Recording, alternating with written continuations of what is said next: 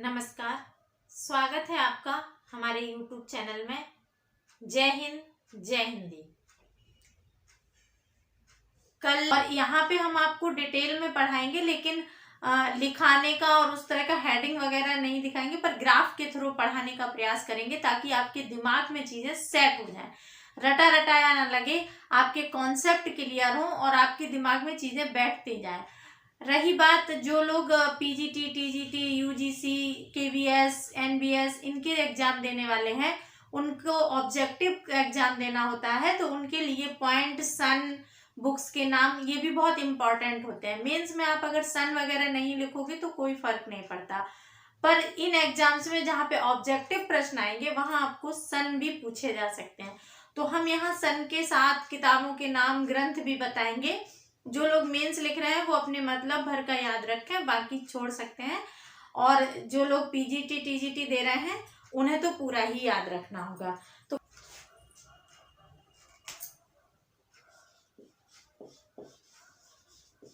साहित्य, इतिहास,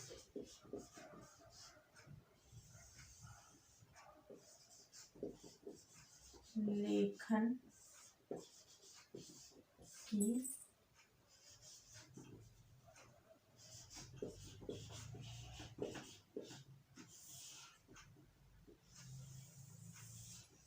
परंपरा। आपको दिख रहा है?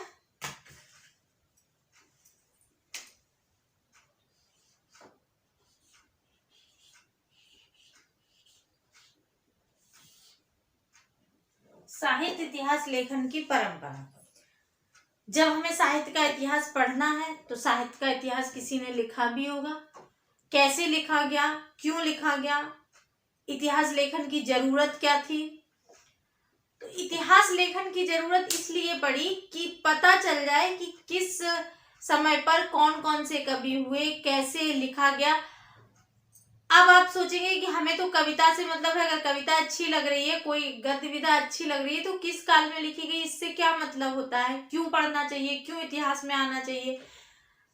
आप लोग जानते हैं, चूंकि साहित्य के विद्यार्थी हैं तो आपको पता ही है कि इतिहास, साहित्य समाज का दर्पण होता है।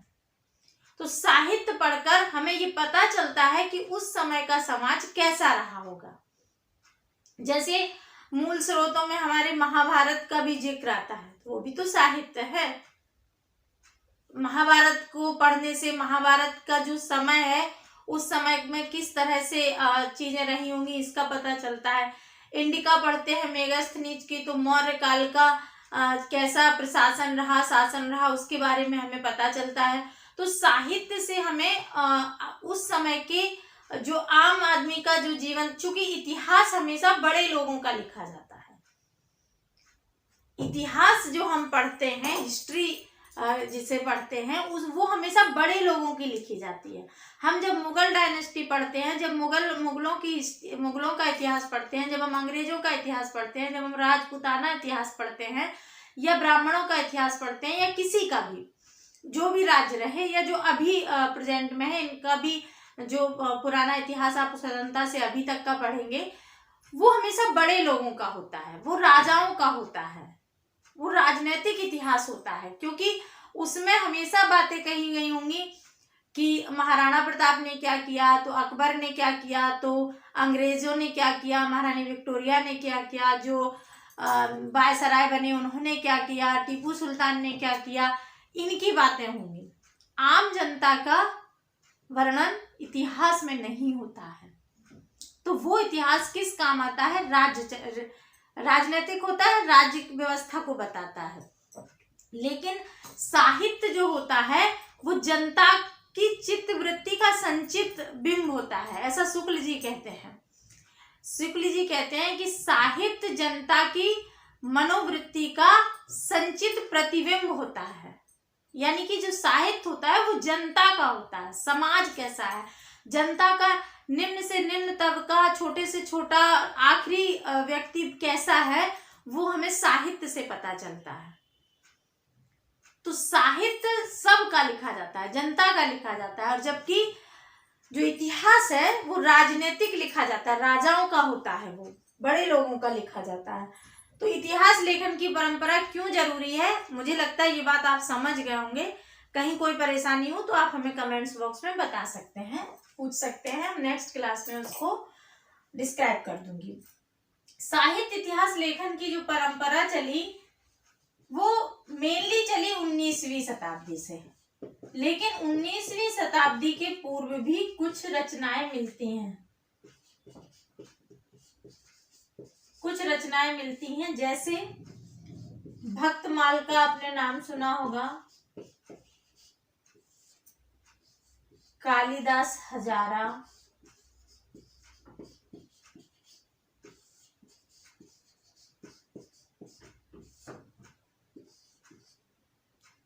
चौरासी वैष्णवन की वार्ता।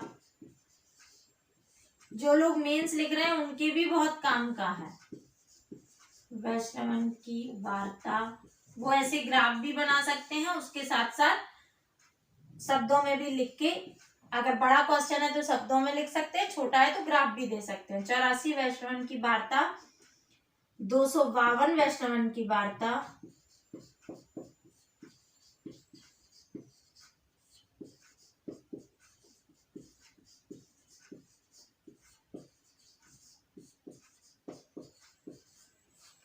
कुछ ग्रंथ हैं जो पहले लिखे गए 19वीं शताब्दी से पूर्व, और एक आध नाम आ जाएगा, जैसे कविमाला एक नाम है, पर ये नाम ऐसे हैं इन्हें ऐतिहासिक दर्जा प्राप्त नहीं है, ऐतिहासिक दर्जा नहीं।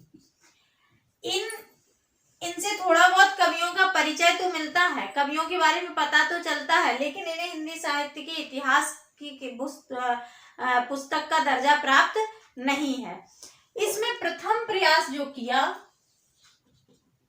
साहित्य इतिहास लिखने का, हिंदी साहित्य के इतिहास लिखने का जो प्रथम प्रयास वो किया था गारसा द तासी। ये कहाँ के थे? ये फ्रांसीसी थे। बड़ी अजब बात है, हिंदी साहित्य का पहला इतिहास कौन लिख रहा है?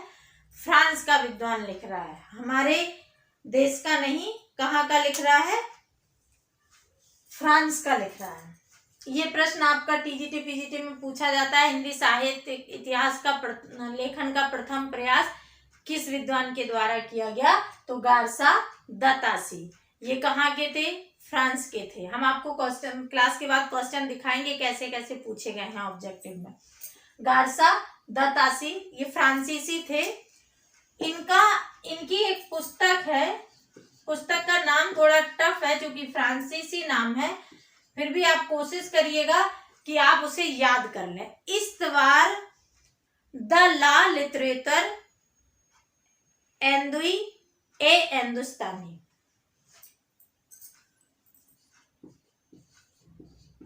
इस्तवार द ला एंदुई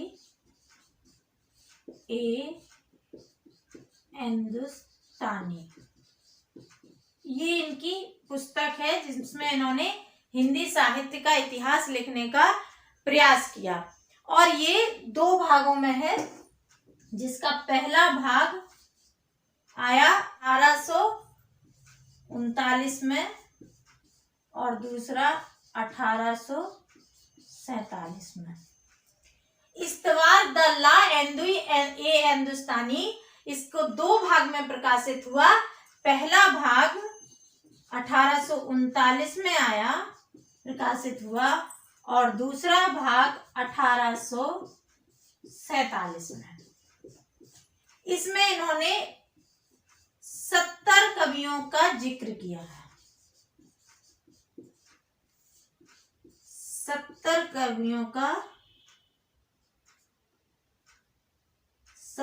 कवियों को स्थान दिया। 70 कवियों को स्थान दिया, और ये है किस तरह से? ये वर्ण क्रम के अनुसार है। कवियों और कवित्रियों दोनों को दिया था, मतलब अगर आपको कवियत्री भी लिखना है तो कवियत्री भी लिख सकते हैं। ये कवियत्री भी पूछ लेते हैं कैसे लिखा जाता है, ठीक है, तो ध्यान देना। साफ लिख दूं,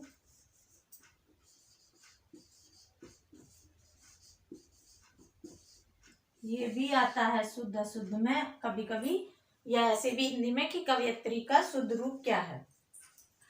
तो 70 कवियों और कवियत्रियों को स्थान दिया, पर इन्होंने जो ये इतिहास लिखा इसमें इन्होंने वर्ण क्रम के अनुसार लिखा, वर्ण क्रम के अनुसार, वर्ण क्रमानुसार, यानी कि अंग्रेजी माला के जो वर्ण क्रम होते हैं उसके अनुसार इन्होंने उसमें कवियों को रख दिया।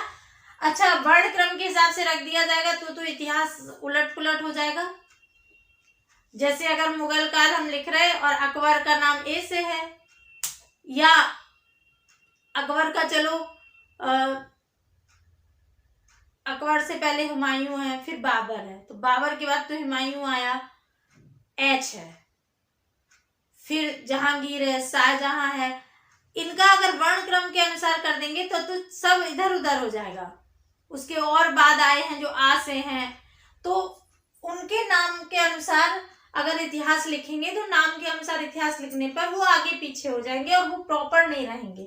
वही चीज इसमें भी हुई। जब आप अगर प्री देने वाले, मतलब प्री का मेरा मतलब अगर आप ऑब्जेक्टिव प्रश्न हल करने वाले हैं, अगर आप पीजीटी टीजीटी आधारित एग्जाम देंगे तो आपको यही पूछा जाएगा कि साहित्य इतिहास लिखने का प्रथम प्रयास किसने किया? गार्सा दतासी ने। ये विद्वान कहाँ के थे? तो फ्रेंच के, फ्रांसीसी थे। इनकी पुस्तक का नाम क्या था? इस्तवार द ला एंदुई ए हिंदुस्तानी। यह पूछ देगा इस्तवार द ला एंदुई ए हिंदुस्तानी किसकी पुस्तक है? ये कितने भागों में है? तो 2 भागों में है। इसका पहला भाग कब आया? 1839 में। दूसरा भाग कब प्रकाशित हुआ? 1847 में। 70 कवियों को स्थान दिया है, वर्ण क्रमानुसार लिखा गया है।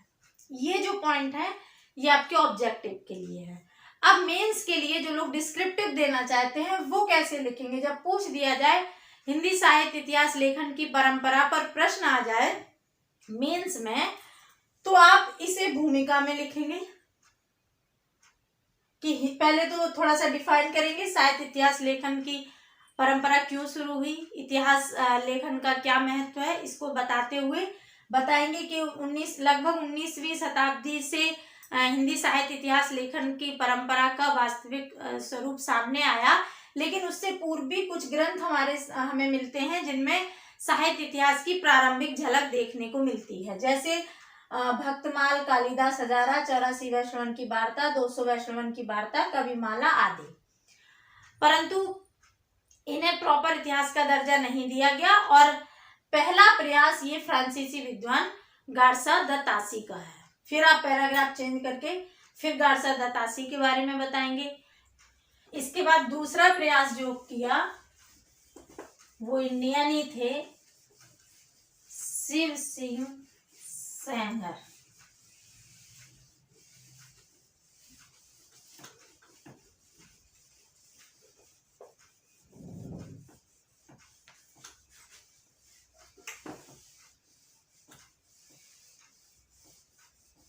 इससे आप अपने नोट्स भी बनाते जाइएगा, एकदम याद हो जाएगा। नोट्स भी बनाते जाएं। अगला प्रयास किया शिव सिंह सेंगर ने।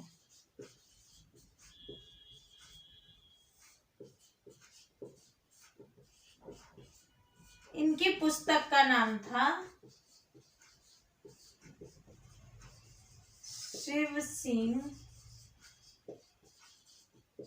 सरोज। इनकी पुस्तक का नाम था शिव सिंह सरोज और ये 1883 में इसका प्रकाशन हुआ था। 1883 में इसका प्रकाशन हुआ था। लेकिन इसमें क्या हुआ कि ये इसमें कुछ कवियों की संख्या ही बढ़ी। जो गार्सा दतासी ने 70 दिए थे, इसमें थोड़ी और वृद्धि हो गई। कुछ कवियों की संख्या में वृद्धि हुई, कुछ कवियों की संख्या में वृद्धि हुई और इसमें भी कालक्रम प्रॉपर नहीं था, ये भी कालक्रमानुसार नहीं था, यानी कि कालों का व्यापक विवेचन इसमें भी नहीं किया गया। ये आपको लग रहा होगा कि मैम उसके अनुसार पढ़ा रही है, प्री ऑब्जेक्टिव के अनुसार। मेंस में भी आपको ये सब बताना होता है, ठीक है। हमने चूंकि सेंटेंस नहीं लिखे और बोर्ड पे सेंटेंस लिखे भी नहीं जा सकते, हम आपको समझा रहे हैं और जो हम बोल रहे हैं उसे आप सेंटेंस में बनाकर अपने नोट्स तैयार कर लें। जो मेंस देने वाले हैं, जो प्री देने वाले हैं, वो ऐसे ही नोट्स तैयार कर लें जैसे मैं बना रही हूँ। इसमें सबसे बड़ा नाम आता है जो इस चीज का एक तरह से कहें कि पहला स्तंभ बिंदु होता है, यहीं से मेन शुरुआत इतिहास की होती है और वो एक उन्हें हिंदी साहित्य इतिहास लिखने का पहला वैज्ञानिक प्रयास भी उनका ही माना जाता है और वो बड़ा नाम है जॉर्ज ग्रियर्सन का। George Grierson. जॉर्ज ग्रियर्सन ने लिखा, इन्होंने जो इतिहास लिखा उसमें बहुत वैज्ञानिकता रही। ये फाइनल तो नहीं था, इनका भी परफेक्ट नहीं कहेंगे, लेकिन इनका जो इतिहास है ये परवर्ती काल के साहित्यकारों के लिए, जो परवर्ती काल में इतिहासकार हुए, साहित्य के इतिहासकार, उनके लिए ये बड़ा पथ प्रदर्शक का काम किया।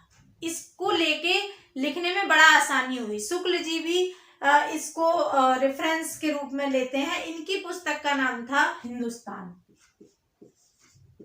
The modern vernacular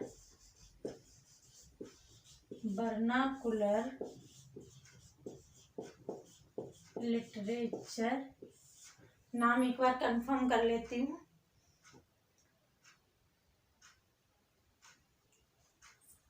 literature of Hindustan. चीजें कॉन्सेप्ट याद रहते हैं, पर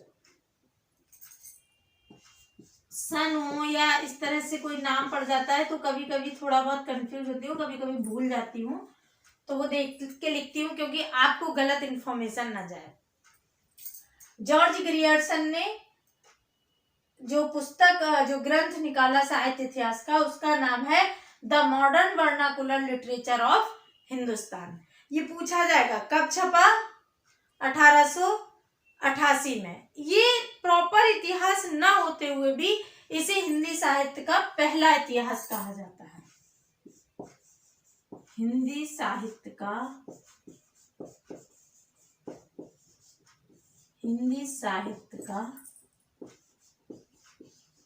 पहला इतिहास। इसे हिंदी साहित्य के पहले इतिहास की संज्ञा दी जाती है और इसमें कवियों को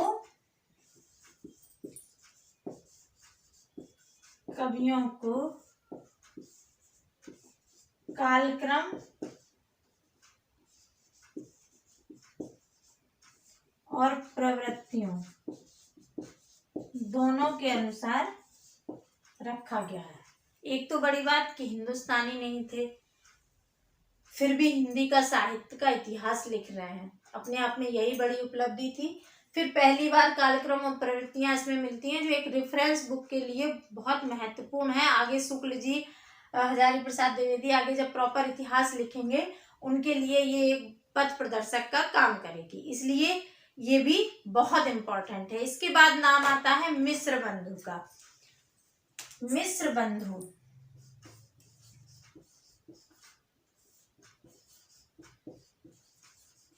इनकी पुस्तक का नाम है मिस्र बंधु विनोद। मिस्र बंधु विनोद ये एक तरह से क्रमबद्ध इतिहास है। क्रमबद्ध इतिहास कैसा इतिहास है? क्रमबद्ध इतिहास है और ये 4 भागों में है, 4 भाग में। प्रथम 3 भाग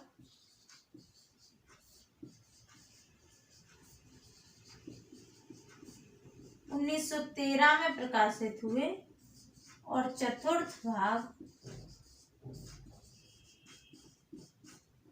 1934 में।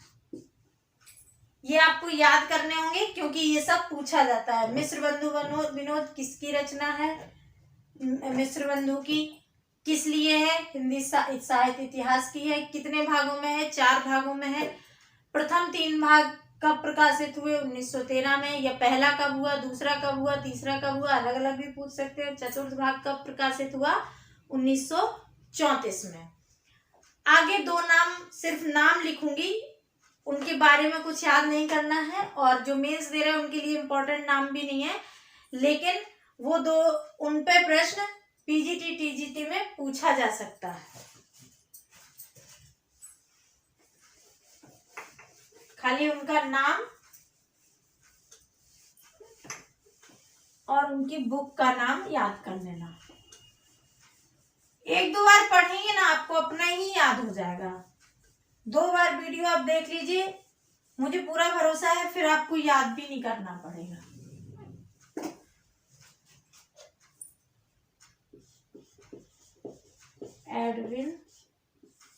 एडविन ग्रीव्स,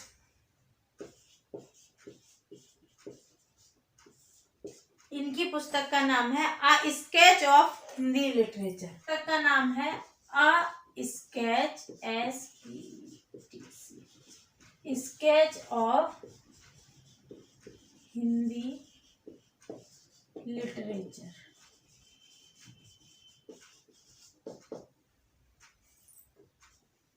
एक और नाम आता है MCK।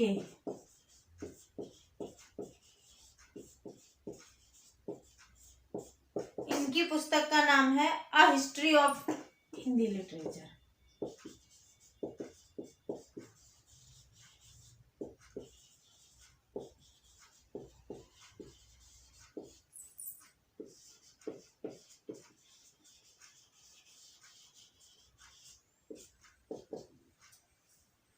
ये नाम है ऑब्जेक्टिव वाले, इन्हें याद रखें, मेंस वालों के लिए इतना इम्पोर्टेंट नहीं है। और सबसे इम्पोर्टेंट नाम आने वाला है किसका, इसको लिखना है तो लिख लीजिए, मील के पत्थर आचार्य रामचंद्र शुक्ल। अगला प्रयास किसका है? आचार्य रामचंद्र शुक्ल। इनका नाम तो आप बचपन से पढ़ते आ रहे हैं और आपको अच्छे से याद भी है। आचार्य रामचंद्र शुक्ल, इनकी पुस्तक है हिंदी साहित्य का इतिहास। इनकी पुस्तक का नाम है हिंदी साहित्य का इतिहास। ये बुक का नाम भी ऐसा है कि आपको याद करने की कोई जरूरत नहीं पड़ेगी। ये इन्होंने 1929 में नागरी प्रचारणी सभा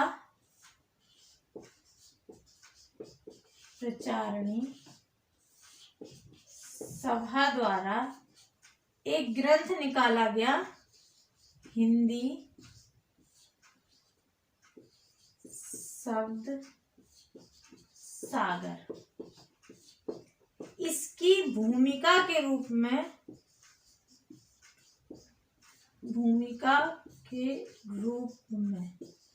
क्या लिखा? हिंदी साहित्य का इतिहास। आचार्य रामचंद्र शुक्ल ने हिंदी शब्द सागर की भूमिका के रूप में 1929 में जो प्रकाशित हुआ था हिंदी शब्द सागर, उसकी भूमिका के रूप में हिंदी साहित्य का इतिहास लिखा, जो आज मील का पत्थर है। उनकी एक बड़ी प्रचलित कहावत है जो अभी हमने थोड़ी देर पहले भी समझाते में बोली थी कि जबकि प्रत्येक देश का साहित्य वहां की जनता की चित्तवृत्ति का संचित प्रतिबिंब होता है। अभी हमने इस पे बात की थी। जबकि प्रत्येक देश का साहित्य वहां की जनता की चित्तवृत्ति का संचित प्रतिबिंब होता है। ये कोटेशन याद रखना, लिखने वाले भी और जो लोग ऑब्जेक्टिव दे रहे हैं वो भी, क्या पता ये कोटेशन भी आपसे पूछ ली जाए। हम लिख देते हैं, जबकि प्रत्येक देश का साहित्य वहाँ की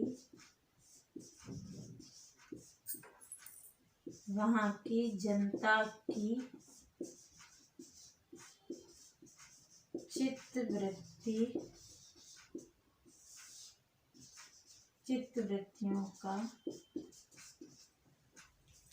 चित्तवृत्तियों का संचित प्रतिबिंब होता है।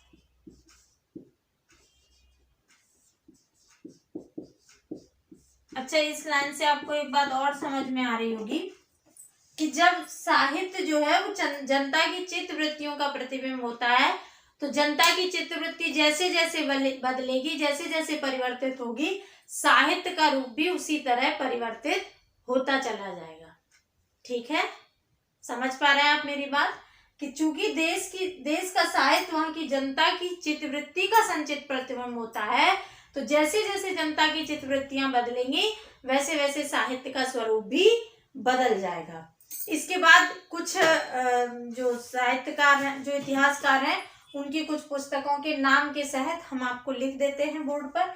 आप उन्हें याद कर लीजिएगा, क्योंकि समझाने भर का यही इतना ही था। इसके बाद वो नाम आपको याद ही करने होंगे। हम लिख देते हैं,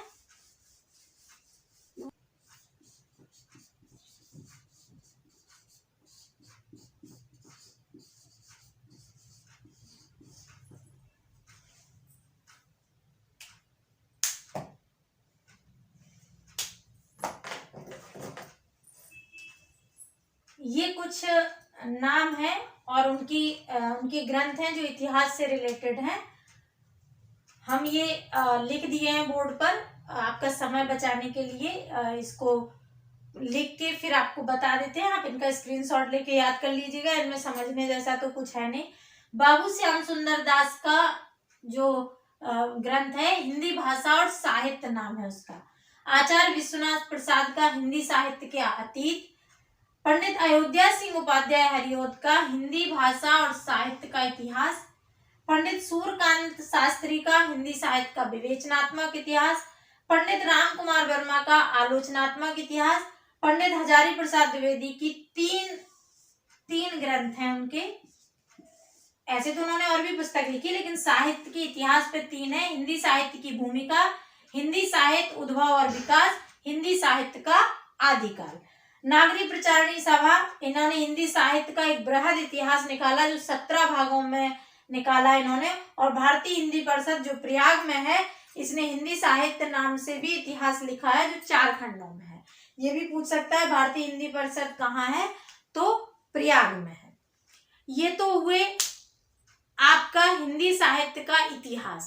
इससे रिलेटेड जो भी प्रश्न है आपके, वो आप सॉल्व कर सकते हैं। आप 1 सेकंड रुकिएगा, जो पुराने पेपर हैं उनमें आए हुए प्रश्न हम आपको बोल के बताते हैं। जैसे ये आपको दिख रहा होगा, ये बुक घटना चक्र का है और ये सभी पेपर का है। TGT, PGT, GIC, LT grade, NVS, KVS, DSSB, NET, JRF आदि सभी के आए हुए प्रश्न इसमें हैं। तो हम आपको थोड़ा सा प्रश्न 2-4 दिखा के ये बताना चाहते हैं कि जो हमने पढ़ाया है वो इस तरह पूछा जाता है। इसमें प्रश्न है, हिंदी साहित्य के इतिहास लेखन की परंपरा का सूत्रपात किसने किया? हो सकता है आपको उतना साफ ना दिख रहा हो, आप हमारी बात सुने, आप समझ लेंगे। आपके पास खुद पुराने पेपर होंगे, आप देख लीजिएगा। ये आया है टीजीटी परीक्षा 2002 में। हिंदी साहित्य के इतिहास लेखन की परंपरा का सूत्रपात किसने किया? उत्तर है गारसा दत्तासी। हमने आपको बताया सूत्रपात का मतलब प्रथम प्रयास, सूत्रपात मतलब शुरुआत किसने की, तो गारसा दत्तासी ने। दूसरा प्रश्न है हिंदी साहित्य के इतिहास लेखन का सर्वप्रथम प्रयास किसने किया, क्या होगा, गारसा दत्तासी। ये केबीएस प्रवक्ता परीक्षा का है। हिंदी साहित्य के इतिहास लेखन का सर्वप्रथम प्रयास किस भाषा में हुआ, तो फ्रेंच में हुआ, फ्रांसीसी थे गारसा दत्तासी। ये नवोदय विद्यालय की प्रवक्ता परीक्षा का प्रश्न है। अगला है हिंदी साहित्य का पहला इतिहास लिखा गया था किस भाषा में, फ्रेंच में, ठीक है। हिंदुस्तानी साहित्य का इतिहास लिखने वाले गारसा दत्तासी किसके विद्वान थे, फ्रांसीसी। हिंदी साहित्य का इतिहास लिखने वाले प्रथम लेखक का नाम गारसा दत्तासी। कालक्रमानुसार हिंदी साहित्य का लिखा गया प्रथम इतिहास ग्रंथ है, कालक्रमानुसार किसने लिखा था, जॉर्ज ग्रियर्सन ने। जॉर्ज ग्रियर्सन का क्या था, the modern vernacular literature of Hindustan. सब प्रश्न ऐसे ही हैं, हम सारे नहीं बोल रहे हैं, आप लोग देख लीजिएगा। आपको ऐसा लगे कि आपके अलग से आपको प्रश्न दे दिए गए जो ऐसे हैं जो हमने पढ़ाया उसमें से नहीं आया, तो चैप्टर वाइज आपको मिलता रहेगा।